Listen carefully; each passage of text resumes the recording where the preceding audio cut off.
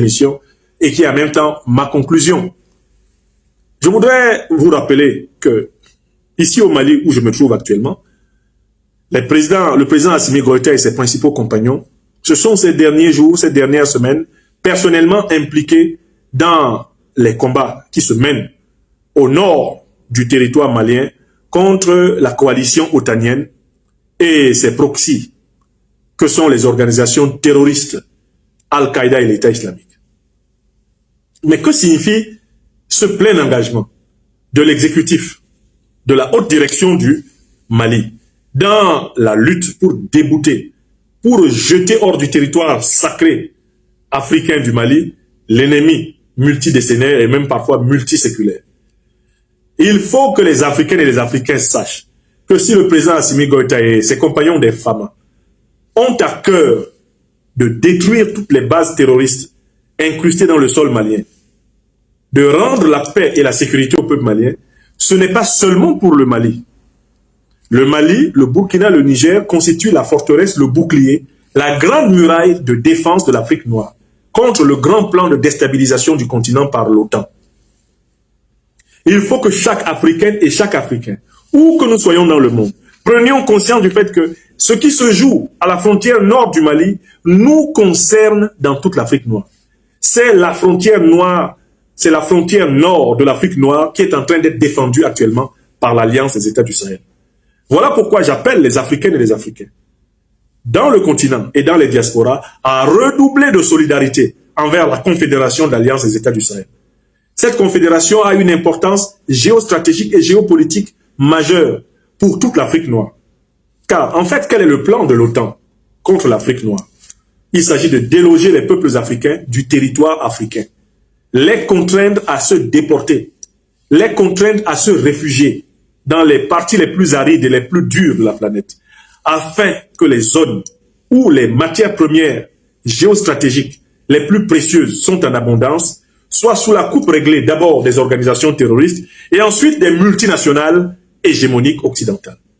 Le plan lancé par l'assassinat de Kadhafi, le saccage de la Libye, c'est un plan de délogement des Africains du sol africain. Je recommence.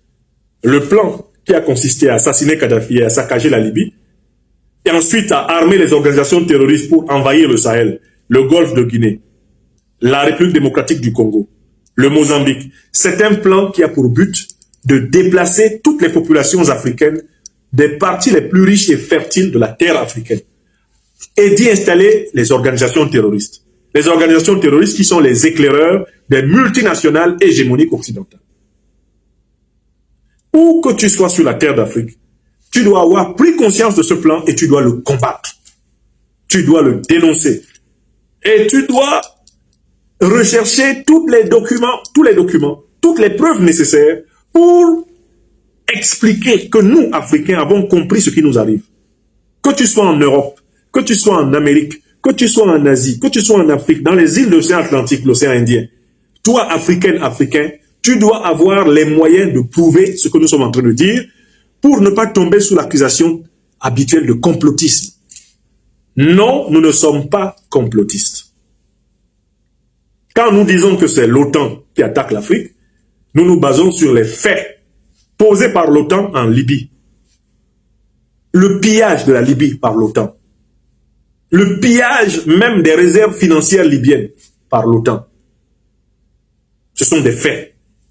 Nous nous basons sur le contenu des correspondances officielles de Mme Hillary Clinton, révélées par Wikileaks. Ce sont des faits. Nous nous basons sur les déclarations des principaux responsables des pays membres de l'OTAN. Ce sont des faits. Nous nous basons sur les actes terroristes posés sur le continent africain, avec des complicités ouvertes des puissances de l'OTAN, comme l'attaque de Tinzaouaten. Ce sont des faits. Et nous nous basons sur des tas d'exemples similaires de l'action de cette alliance politico-militaire au Moyen-Orient contre l'Irak, en Europe contre la Serbie, en Afrique contre la Somalie. Nous nous basons sur des faits. Les guerres illégales que cette alliance a conduites du 20e au 21e siècle et qui sont documentées par les historiens américains, européens, africains, asiatiques, les historiens du monde entier ont les preuves que c'est une organisation qui veut assurer la domination de l'Occident sur la planète par l'exportation de la guerre permanente.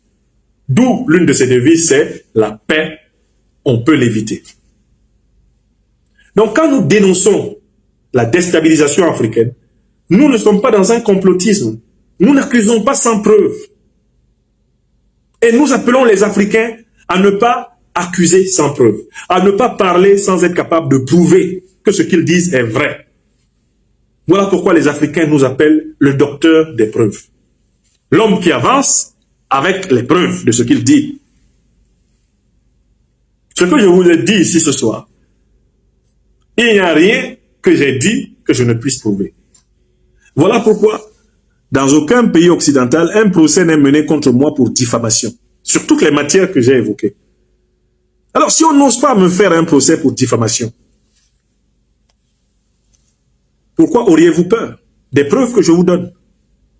Si ce que je disais, c'était des mensonges éhontés, si ce n'est pas l'OTAN qui avait détruit la Libye en association avec Al-Qaïda et l'État islamique, si ce ne sont pas des puissances, des renseignements généraux occidentaux qui avaient créé Al-Qaïda et l'État islamique, si des dirigeants occidentaux comme Donald Trump n'avaient pas ouvertement attribué à l'administration Obama la création de l'État islamique, si les États africains comme le Mali, le Burkina et le Niger n'avaient pas documenté l'aide des puissances occidentales aux organisations terroristes, avec des preuves, si des plaintes n'avaient pas été portées devant le Conseil de sécurité des Nations Unies, peut-être que vous seriez encore dans un état de doute. Mais il y a tellement abondance de preuves que l'Africain ou l'Africain qui ne veulent pas participer à la dénonciation et à la lutte contre l'ignominie qui est imposée à notre continent sont des gens maudits. C'est ça qu'on appelle la malédiction. Tu es maudit qu'en connaissant la vérité, tu sers le mensonge. Oui, c'est une auto-malédiction que d'être sur la terre, être soi-disant, je ne sais pas, intellectuel, cadre, avoir une vie correcte et ne pas participer à dénoncer la plus grande ignominie qui soit faite au peuple africain, aux générations actuelles et futures. C'est une grande auto-malédiction. Et que Dieu nous en éloigne, que Dieu vous en éloigne, mes chers amis. Que chacun d'entre nous s'investisse dans le ministère de la vérité, justice, solidarité des Africains. Donc, le Mali ne combat pas uniquement pour le peuple malien. L'AES ne combat pas uniquement pour le peuple sahélien. Il est question de rendre l'Afrique noire au peuple d'Afrique noire. Il est question de la souveraineté de l'Afrique noire. C'est cela qui se joue ici. N'y voyez pas une campagne isolée des présidents Goïta, Tiani ou Traoré. Non, il s'agit d'une bataille collective de survie de notre civilisation. C'est elle qui est attaquée, c'est elle qui est menacée de disparition. La civilisation négro-africaine. Voilà pourquoi nous ne devons pas regarder ces événements de façon complètement aérienne ou indifférente. Nous devons suivre de près ce qui se passe ici. Car notre intérêt à tous, eh bien, de la lisière du Sahara jusqu'aux eaux glacées du sud de l'Afrique, eh bien, cela nous concerne tous. Nous, nos enfants et toutes les générations futures d'Africains sur la terre. Je vous remercie. Cela faisait, eh bien, pratiquement 1h37 minutes, 1h40 minutes que je vous ai entretenu. Je vous remercie de votre patience et merci de m'avoir aidé à résister aux tentatives de nous empêcher de parler. Merci à celles et ceux qui ont pensé à partager cette émission du 22 août 2024 sur la Terre des Hommes. Je vous suis infiniment reconnaissant pour votre solidarité, votre soutien. Je vous suis reconnaissant pour vos prières. Et je ne finirai pas la conversation aujourd'hui sans remercier encore mes amis du grain du fleuve, ici à Bamako au Mali, de l'association Djirikoro, qui sont venus m'offrir ce tableau symbolique, attestation de reconnaissance, décerné à professeur Franklin Nyamsi, en remerciement pour sa précieuse contribution à l'essor du panafricanisme et à l'éveil de la conscience de la jeunesse africaine. Ça a été fait à Bamako le 20 août par l'un des plus célèbres grains le grain du fleuve, dont je suis désormais membre. Le grain du fleuve, ici à Bamako, Mali. Soyez bénis. Merci infiniment. Merci. Maintenant, c'est à vous. Réagissez en commentaire, partagez vos réflexions et vos idées. Si cette vidéo vous a éclairé, n'hésitez pas à l'aimer et à la partager avec vos amis.